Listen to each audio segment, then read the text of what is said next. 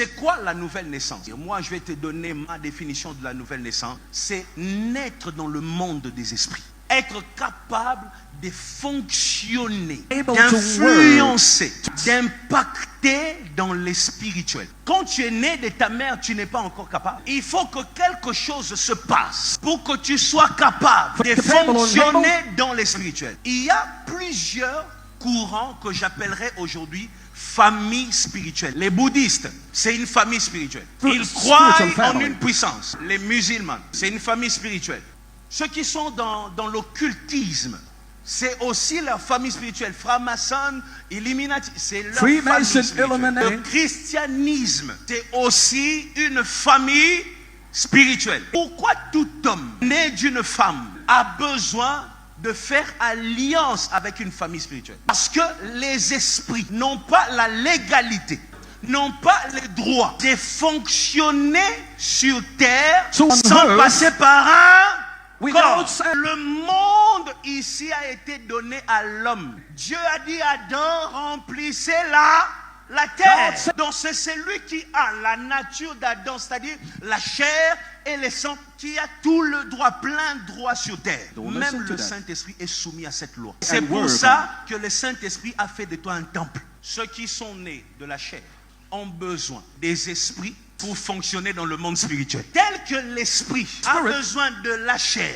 pour fonctionner dans le monde matériel, la chair a besoin de l'esprit pour fonctionner dans le monde spirituel. Tel que tu es là, tu ne peux pas fonctionner dans les spirituels par ta propre force. L'esprit a besoin de toi, toi tu as besoin d'un esprit. Alors, on va considérer les esprits. When I talk about spirit, on va utiliser un terme de la nouvelle génération, plateforme. this is what we can say about it. Un cadre qui te permet de fonctionner. Je vais le dire pour ceux qui aiment l'informatique, un cadre qui va t'héberger. Tu entres dedans. Tu comprends?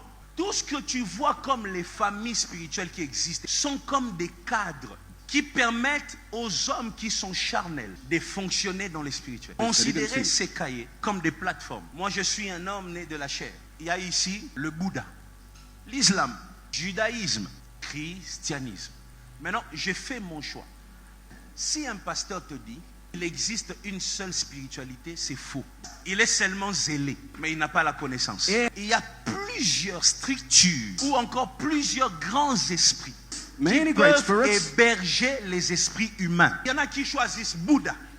Son esprit humain qui est interdit de fonctionner dans le spirituel est pris en charge par Bouddha. Et l'esprit de Bouddha leur permet d'exister dans le monde spirituel. Musulman, papa, jusqu'à ce que le christianisme. Lorsque tu crois en Jésus, tu entends nouvelle naissance. C'est naître dans un esprit. C'est-à-dire dans le monde des esprits, il n'existait presque pas. Tu étais une victime. On décidait sur toi. Maintenant, quand tu donnes ta vie en Jésus, tu entres dans l'esprit de Jésus. Et par Jésus, tu commences à exister.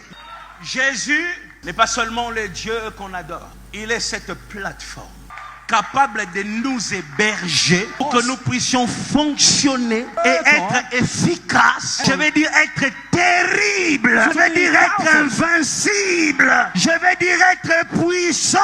Je vais dire être grand. Je vais dire être élevé dans le monde spirituel. Pas besoin de fétiches, pas besoin de franc-maçonnerie, pas besoin de la sorcellerie, pas besoin. Jésus-Christ te donne la puissance qu'il te faut pour dominer, pour réussir, pour impacter dans cette génération. Il te donne cette force.